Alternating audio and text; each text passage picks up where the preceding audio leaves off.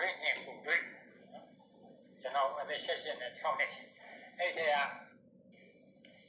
ကလည်းသိစေခြင်းနဲ့အချက်တချို့ကျွန်တော်တင်ပြပြစီကျွန်တော်တို့နံပါတ်1ကသတ္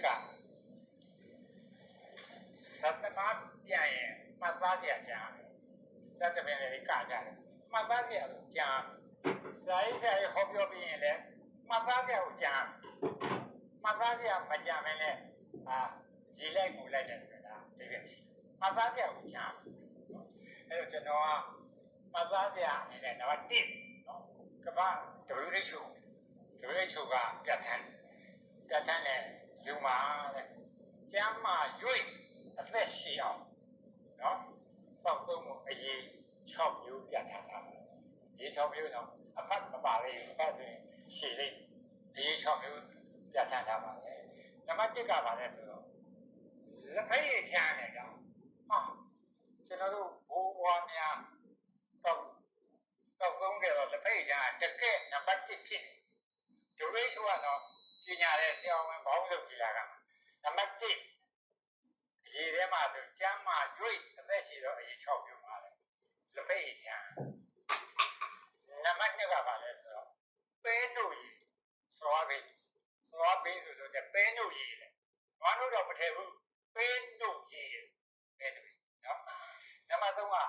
ဒိန်ကျင်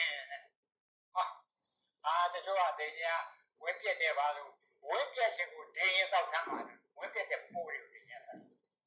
ခရီးသွားလို့ဝင်းနေပါရင်ပြက်တယ်ဆိုဒိန်ကျင်တာတောက်လက်ဆန်းပါခရီးမသွားပဲအိမ်မှာကျုပ်ရက်ခြင်းလဲဒိန်ကျင်တာတောက်ဆန်းပါတယ်အသက်ရှည်တဲ့အစာဟာရတယ်မှာပါပါတယ်နော်နံပါတ်4ကပါလဲဆိုတော့အယိုးပြုတ်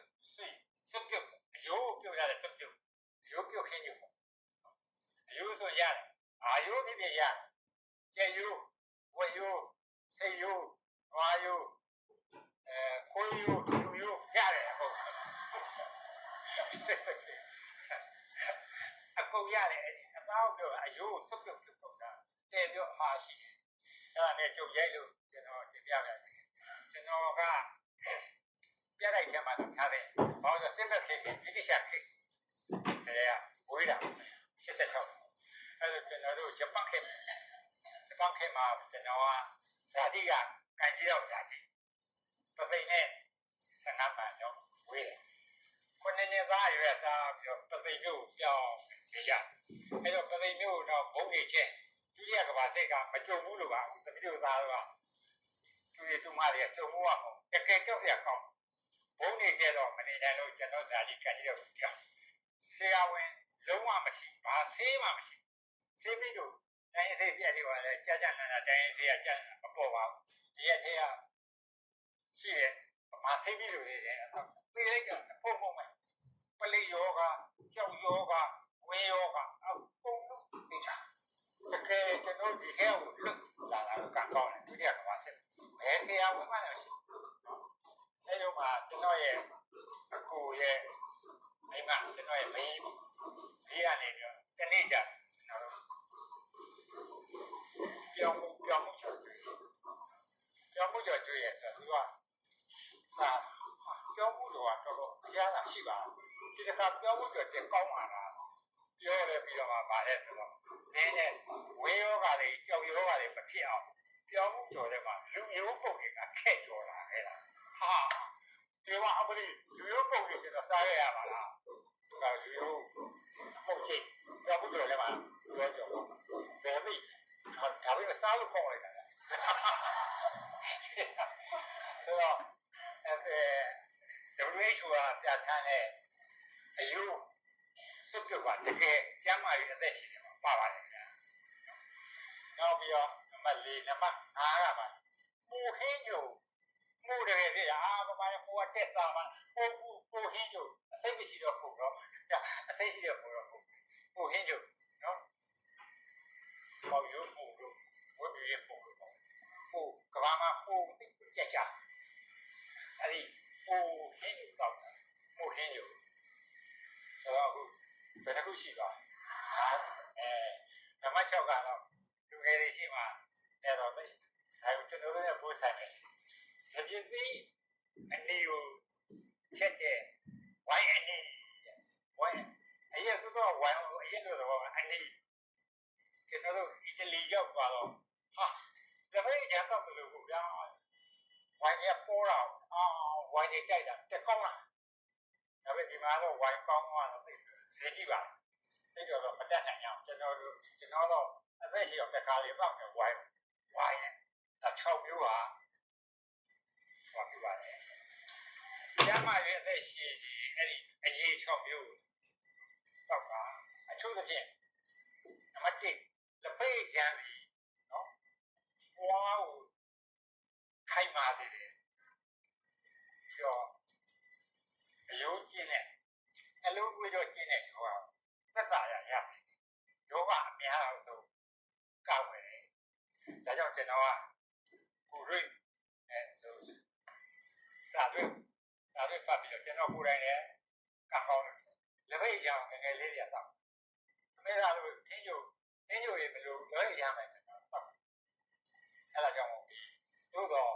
လက်ဖေးချမ်းနဲ့ပတ်သက်လို့ပြောချင်တာဒီနေ့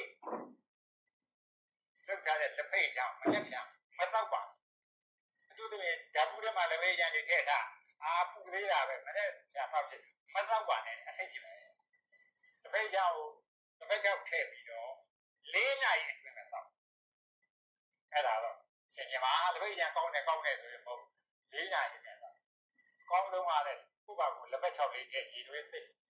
ထည့်ပြီးတော့တာဖေးချမ်းနော်အဲ့တော့ကျွန်တော်တရုတ်ပြည်ဆိုရဲ68ခုနှစ်ကသွားဆိုရတာဝင်တယ်သွားတော့အဲ့ဒီတော့နိုင်ငံခြားရေးဝန်ကြီးကမာရှယ်ချင်းကျွန်တော်တို့အဖွဲ့နဲ့တွေ့မယ်တွေ့ဆုံမယ်ဆိုတော့ကျွန်တော်တို့သွားဟာမာရှယ်ချင်းတွေ့ဆုံတော့ကြက်နာနာကျွန်တော်တို့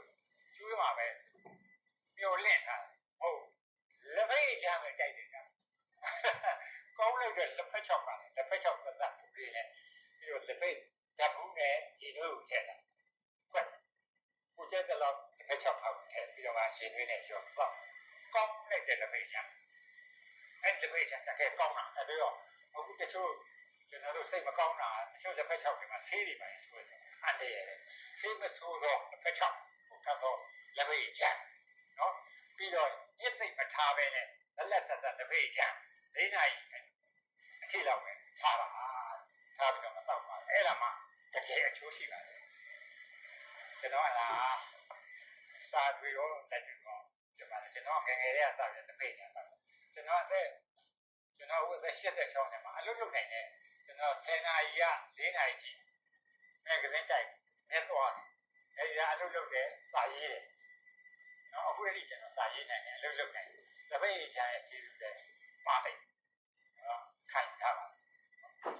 အဲ့ဒီတော့ကျွန်တော်အဲ့ဒါကိုသဘောကျပြီးတော့2006ခုနှစ်မှာညဝတီမဂ္ဂဇင်းမှာကြပြလေးတစ်ပုဒ်ရေးခဲ့ပါတယ်နော်အဲ့ဒါလေးနောက်တော့သက်ဆက်ပါတယ်လက်ဖေးချမ်းဘိုးဘွားဆင်ဆက်တို့လက်ထက်ကြီးလက်ဖေးချမ်းရေနွေးချမ်းကိုလက်ကမ်း၍သာတောက်သုံးလာပြီးမြန်မာဓလေ့တို့ကြည့်ပွင့်လက်ဖေးချမ်းကျွန်တော်ဓလေ့သူတို့ဘုမာကဘာကကြီးညာနေတယ်ကျွန်တော်တို့ဓလေ့ခေတ်သစ်ကဘာဆေးပညာကကျမ်းမာရေးအတွက်ဆေးတလက်လက်ဖက်ရည်ချမ်းကိုရည်စွမ်းကိုပေါ်ညှို့ထုတ်ပြသုတေသနာထိုယောကစာဆုံးလာတဲ့ဝမ်းသာအားတဲ့လွန်နှစ်သက်၍လက်ဖက်ရည်ချမ်းရေနွေးချမ်းကိုဝမ်းမြောက်ဝမ်းသာတောက်သုံးရမှာမြေမှာလျှောင်းသွားဘိုးဘွားဝိုင်းကြီးမားကျေးဇူးကိုရေထူးချီးကျူးမိပါတယ်ကွာကျွန်တော်တို့ဘဝများစိတ်ပညာတွေသိတာဘယ်လိုပဲနဲ့လက်ဖေးချမ်းအစဉ်အလာပောက်လာကြကျွန်တော်ဒီရောက်သွားတာသိဖို့ဘဝများကိုကျေးဇူးတင်ပါတယ်အခုမိတ်ဆွေများလည်းလက်ဖေးချူပေါ်ပြီးတိုက်မယ်စားလက်ဖေးချမ်းပောက်နိုင်ပို့ပြီးတော့အကျိုးရှိပါလိမ့်မယ်လို့ကျွန်တော်တင်ပြပါတယ်နော်တောက်တဲ့အခါမှာလည်းဓာတ်ဘူးနဲ့စိတ်ပြညက်သိထားပြီးနောက်တစ်ရက်မတောက်ပါနဲ့4 နာရီတောက်ပါနောက်တစ်ခုကကျွန်တော်ပြောရင်လည်းကိုယ်ကကျွန်တော်ကကားလို့ကအိန္ဒိယကို4 ချိန်ရောက်နော်4 ချိန်ရောက်ပြီဆိုတာက